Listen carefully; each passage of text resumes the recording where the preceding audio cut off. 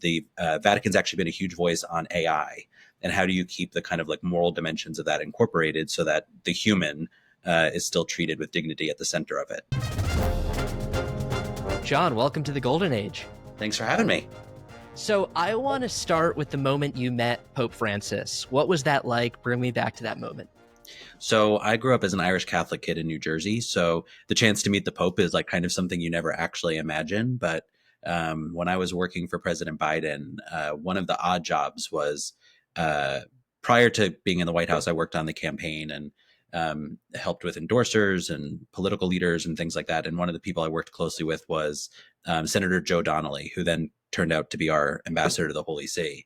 And he invited me over to come to Rome and have the chance to meet the Pope. So it was incredible. There were a couple funny things that I really remember for it. So you're in this audience hall because the Pope does these audiences once a week where he kind of speaks about lessons that we would call catechisms. This particular lesson was about peace kind of around the Christmas season.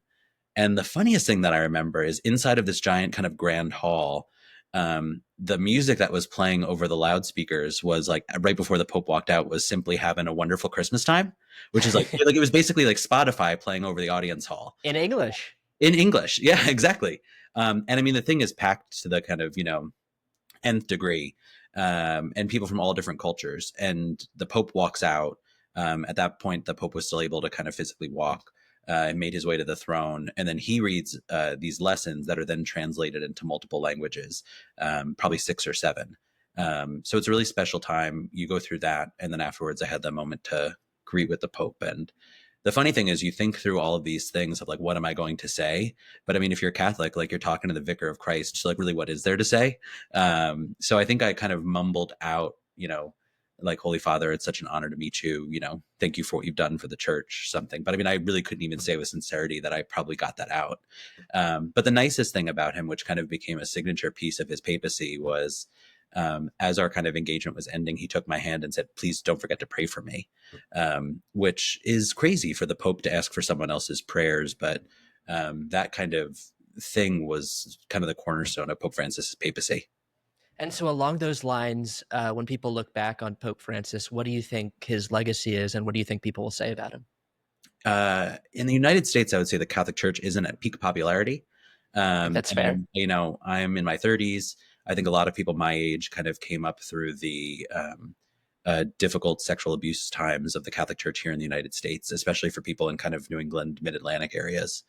And I think for so many people who I still identify as Catholic, but a lot of my friends would kind of be more in the lapsed Catholic categories. I think when they think of Pope Francis, they felt all of these things that kind of reminded them of, oh, that's the church that I'm supposed to be a part of. Like the kind of tenderness, the inclusive nature, the kind of warmth, the lack of judgment, the kind of wanting to walk alongside people is very different than I think the vision of the church that most people have here in the United States. People have kind of talked about Pope Francis as being a pastor first. That's kind of been the unique kind of, moniker given to him. But I really do think that what he did was reorient the church in the way that people viewed it in a way that was more in line with trying to get people through their daily lives rather than have this prescriptive doctrinal, you can't do this kind of way to go about things. And so you know a lot about the papacy. You were the Biden administration's liaison to the Catholic Church. What does that mean day to day? That's funny. It's not the official name on the business card. Okay. But unofficial. The unofficial. I have worked with candidates for the last several presidential cycles on how to engage communities of faith. So I was Secretary Clinton's faith outreach director. I did Catholic engagement on the president's reelect in 2012. So that's just been something I've kind of jumped into. Part of that is because I think as a party apparatus, the Democratic Party has not been great at learning and thinking about how to talk to people who identify as religious. One of the ways that people have kind of broken down voter performance the last several election cycles is based on church attendance. So my thought has been, Democrats need to find a way to be more engaging to these communities. So it's just been something that in my professional career I've done. So I had a kind of, official day job at the White House, but ended up doing a lot of the president's interfacing with the Catholic Church, which kind of really means two things. There's the American Catholic Church and the kind of Vatican, which would be like the establishment church. And then there's all the kind of outside Catholic groups like Catholic Charities, groups that work on the climate, groups that work on immigration, things like that. So, the Catholic Church, for all of its faults, is still the largest social service provider on earth. So whether that's hospitals or education systems, it has an incredible footprint that's actually trying to do the work of the church every day. It's also the fastest growing startup in history, right? Yeah, That's exactly. the joke. Yep. What was the relationship like between President Biden and Pope Francis? There seemed to be a warmth there. Is that fair to say? Well, I'm like in the tank for both of these people. I think they're both just incredible leaders that served at such a time where they were needed. But the similarities that I kind of saw is in many ways they were both kind of outsiders, which seems silly to say about Joe Biden as someone who kind of made a career in Washington, but he was really never of Washington. I mean, this is someone who, took the Amtrak every single day back from Delaware. And you obviously have those very famous visuals of Pope Francis taking the bus. And to me, like those kind of similarities like underpinned their relationship. When Pope Francis became the Pope, so we're about to go into that this weekend with Pope Leo, the inauguration of a Pope. Then President Obama asked then Vice President Biden to lead the American delegation. So we'll see Vice President Vance leading the delegation this week. Catholic. Exactly. So Joe Biden was the first Catholic vice president in the history of the country. Now this vice president is the second. So at that time, he led the delegation, and that was their first time meeting. But shortly after that, Pope Francis came to the United States and did his first visit here. And Joe Biden actually like accompanied the Pope through most of that visit, not just in Washington, but he went with him to the other pieces as well at the president's request. So you saw those amazing visuals with him standing on the speaker's balcony at the Capitol, kind of as the Pope spoke to the crowds. You saw him join for some of the pastoral visits in DC and Philadelphia. But one of the kind of more summarizing moments of the relationship came after the president had recently lost his son, Beau. And as they were kind of gathered together, the Pope offered his kind of private condolences to the family. And it again kind of summarizes that way that the Pope was really a pastor first. Yes, he has this role as the leader of this global church. Yes, he's a head of state and head of government for the Vatican. But at the end of the day, he's also a pastor, and this is also a Catholic. So there were the official roles where they had a lot of ways to work together in their official capacities. They did a lot of work on cancer research, interestingly. The Pope was a real leader on that, on climate work. How did the Pope directed funds to be donated towards cancer research, or how did he help? The Vatican actually convened a conference on government resources for cancer. That's something that the church kind of uses its moral authority in a lot of ways to convene partners who might not otherwise come together. So it is a really unique body in that way. At that time, the president was then the former vice president, and he was working on his Biden cancer moonshot. So they participated together in a lot of work in that way. It's the same thing you're seeing kind of at the end of Francis's papacy, but will probably be continued into Leo's, is the Vatican's actually been a huge voice on AI. And how do you keep the kind of like moral dimensions of that incorporated so that the human is still treated with dignity at the center of it? So that's something that from a just kind of political perspective, the Vatican has always played that kind of role. It's so interesting. And so fast forwarding to a few weeks ago, America has been around for almost 250 years. We've never had an American Pope. Suddenly we have one. He wasn't really on the minds of, or he was on, I would say, a broad short list, but not the short list. Right. So why do you think people assumed that Pope Leo would be a long shot? Well, there's a couple different things in that.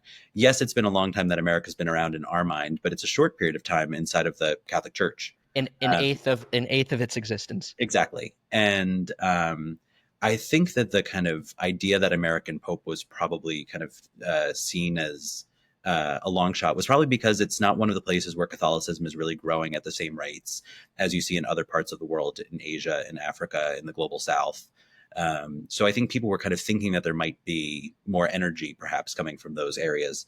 A lot of people were thinking it would be a European just because of the simple kind of like back of napkin math that there are more European cardinals and maybe they would have stuck together.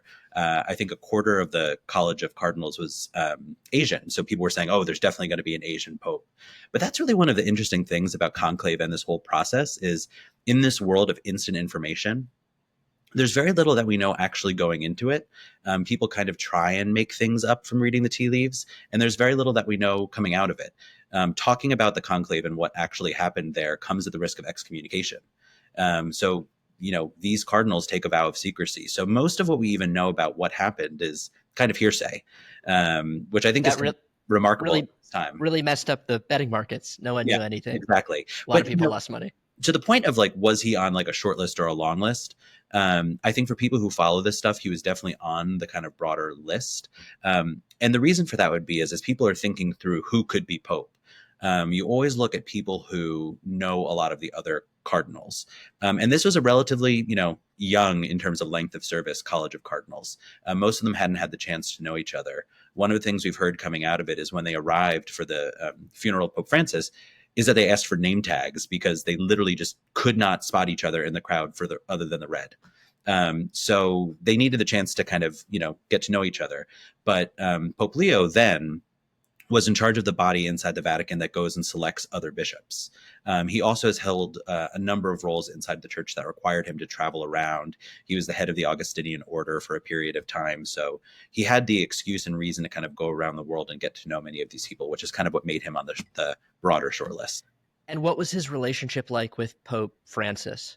He's talked openly about the two of them being close and friendly. And one of the things that we've seen since him becoming Pope is that he's alluded to wanting to continue the work of Pope Francis, which was really kind of one of the main questions going into conclave is, would the church continue in this kind of pastor first direction?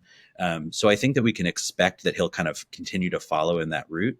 Pope Francis obviously elevated now Pope Leo into a number of those roles. So clearly we can assume that there was a kind of professional respect there from a priest to priest perspective as well. And what do we know about Pope Leo's values? Do we have a sense of what matters to him the most? It's interesting because I think a lot of people right now are like, well, is the church going in a liberal or a conservative direction? Which are really hard terms to kind of think about this because in the American sense, the church is neither liberal or conservative. It's Catholic. It doesn't really fit into either political realm. So from a policy perspective, I mean, we've seen him be an outspoken advocate on issues that kind of relate to people on the peripheries of society, very similar to Pope Francis. But I think for the kind of, liberal Americans, for lack of a better term, like he will still continue the church's teaching on, life issues and things like that. So there won't be a huge change in doctrine, I would imagine. But when he stepped out onto the loggia in St. Peter's Square, I think the visual and the tone were really interesting because he kind of looked like Pope Benedict. Like he brought the kind of mozzetta back, which is like the red drape that the red, yeah. Exactly. So visually, you would have sat and said, okay, that's kind of going in more of the conservative direction of the church. But then when he started speaking, you started hearing things that sounded very reminiscent of Francis. He talked about the church's recent synod and kind of having a culture of synodality, which was a conference, for lack of a better term, convened by Pope Francis to really have discussions about voices that were left out of the church and how do you elevate them? Women, lay people, how do they take on more serious roles in the church? So the fact that he was willing to kind of talk about that, you heard him openly, start his speech by talking about peace. So I think that the tone will be very reminiscent of Pope Francis.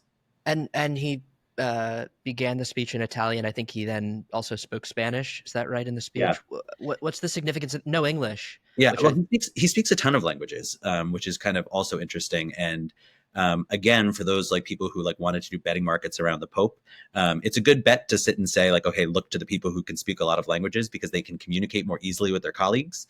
So for those who follow this, that's another kind of indicator. But I wouldn't read too much into that. It's more about what was said. Again, it's pretty common practice at the Vatican for these things to be carried out in multiple languages based on kind of who's in attendance. And how do you think he's going to embrace his American identity? Will it be at the fore of his papacy? Will he try to be seen as an American? How do you think he's thinking through that? He was obviously born in Chicago, but spent a lot of his life abroad. So in many ways, I think he represents kind of that great American tradition of immigrant cultures and bringing those things together. So I think that is something you will see.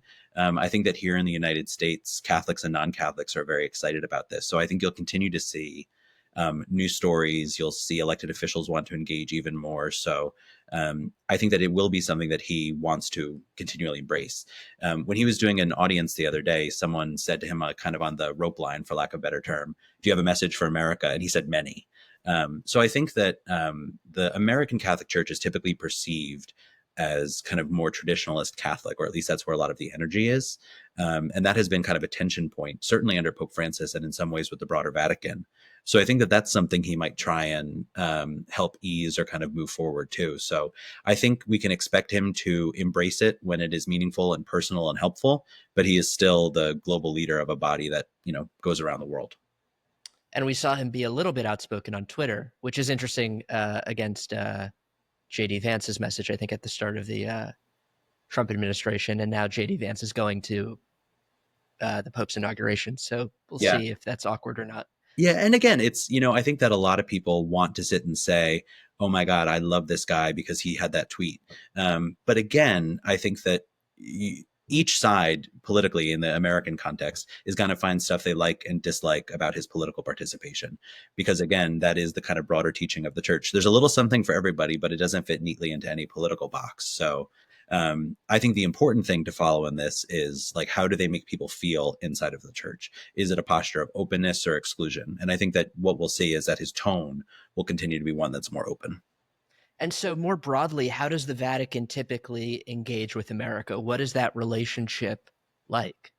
Well, it's important to remember that unlike some churches, right, you have the kind of spiritual realm, the Holy See, where these people are pastors and responsible for that, but they're also a sovereign city state. So the Pope is, yes, the head of the Catholic Church, but he's also the head of state and head of government at the Vatican itself. So there are certain issues from a policy perspective that they've always been incredibly outspoken on. The Catholic Church has been incredible on pushing back, broadly on human trafficking. That's been something that was a real priority of the last two popes. Pushing back against war and conflict. You're seeing that now in the Middle East. Poverty across the board, issues of like countries holding too much debt against their poor citizens. So the church always tries to act as a moral authority, but not just in a teaching way, in a way that's practically applied. A kind of key tenet of Catholic social thought is that political participation is something that is important. So in that way, I mean, the Catholic Church has ambassadors in these countries. In America, we have the Apostolic Nuncio. And I mean, they serve as functional representatives to carry out the kind of policy priorities of the church. Are they priests? They are. In many cases, they're bishops or cardinals. The Apostolic Nuncio in Washington is actually a French cardinal, Christophe Pierre, who was a cardinal elector and participated in the conclave. Very interesting. And so I should have realized this. I didn't. Pope Francis's real name, I believe, is Jorge. It's not Francis. Nope. It's Jorge. You always pick a different name. You pick a different name. So Robert Prevost picked Pope Leo. Correct. What's the significance of Leo? So when you're elected Pope inside of the conclave, the senior cardinal deacon would come up and ask if you accept. Hopefully there's applause. And then if you say yes, they then ask you, how do you want to be called? Traditionally, popes then kind of give up their baptismal name and take on a papal name. This has been kind of a tradition for the last couple hundred years. And you typically do a name that is a nod to the type of papacy you want to be, either modeled off of a saint or a previous pope. We haven't, had a huge amount of information on this yet from the new pope, but what we can assume is that Leo XIV is modeled after Leo XIII, who was the pope at the end of the 1800s into the early 1900s, and is known for his encyclical, which for non-Catholics are basically kind of the teaching letters of a pope, called Rerum Novarum, which is on the rights and duties of labor. That pope was the kind of first modern pope that created the construct of Catholic social teaching. So he was a pope who was very outspoken against capitalism, but also socialism. He advocated for working wages, safe working conditions for workers, and kind of built out this kind of corpus of work around the Catholic Church and the labor movement, in addition to a number of other social issues. But he was this pope who really kind of modeled the idea that Catholics participate in public life and actively engage in government to kind of make life and life better for the people that we're here to serve. So we can assume that Pope Leo XIV is modeled after that. His brothers have been quite outspoken. Yes. I I think one of them said that they were, first of all, we got to hear the Pope's voice when he called his brother, Which was like an amazing clip. yes, Yeah. unbelievable. I think one of the brothers said that he was watching Newsmax. Newsmax Yep. and discovered Which that I his think brother. Chris Ruddy is like very proud of. So Yeah, rightly so. I the think I Newsmax. got an email touting it actually. Exactly. Um, The channel of so, the people family. do you think that Pope Leo will try to? I don't want to say hide, but will try to temper his brothers, and we'll see less and less of them, or do you think they're going to be a I force in American life? You asked the question earlier about like, how American will the Pope be? I think there's like nothing more American than the tradition of having like an uncle or brother who's like politics are a little wacky and different than yours. So I think that is very proudly an American tradition. I think that there's just so much excitement right now here in the United States where people are looking to kind of learn more about this person who we didn't know and is now probably the most famous American in the world, which has got to be crazy for Trump. Now the most famous American is probably not the president. So, I think that there's so many people who are just curious about like, someone who was showing the Zillow listing where you could buy his childhood home. So there's going to be kind of just a craze, I think, about this for a period. An economy around it almost. Exactly. I don't think that there will be a formal role for his family necessarily going forward, but a key part of the Catholic Church too is also a lot of this is based around your family. So I'm sure that they'll be engaged in the appropriate way. I'm sure they'll be at the inauguration. Yes. I think there was some story about that earlier this morning of them all getting ready to go over. Some of them are already there. I'm sure that they had cameras following them, knowing anything about these brothers. Exactly. And lastly, big picture, do we think that Pope Leo will be shaking things up, or should we view him more as an institutionalist, that type of leader? One of the things that the cardinals were looking for going into the conclave, so we assume and have kind of heard, is that Pope Francis was obviously this incredible pastor, but he certainly wasn't like of the curia or the kind of governing body of the church. And I think that made some cardinals feel as though they were perhaps not a part of the process, or that there wasn't a ton of transparency around how the church was going to be governed, because it just didn't seem like the priority of Pope Francis. So they certainly have chosen someone who definitely knows the inner and outer workings of the Vatican. So I think that the cardinals and the kind of other broader leadership of the church will feel more comfortable working with him. So I think that you'll see kind of, to steal a phrase from Congress, a return to regular order in that way. Things will kind of run more, thoroughly through that process. But the thing that's important, when thinking about the church is that it is this global body, and the things that don't sound very progressive or changing to us here in the United States are giant social shifts in other parts of the world. So he will have to grapple all of that. And I think that you can continue to see him push for things like broader human rights for all people, women, LGBTQ, all of that. I think like that's something you can probably continue to see, to expect, and kind of using the church's moral authority in that way. But I don't suspect that you will see a ton of change in the kind of on paper doctrinal teachings of the church. Well, John, thank you so much for spending time with us this afternoon. And you know so much about this. I'm It's so the golden impressed. age. It was inevitable that you would come on, and I'm glad that it's to talk about the church. So thank you. Anytime. Thank you, John. Thanks.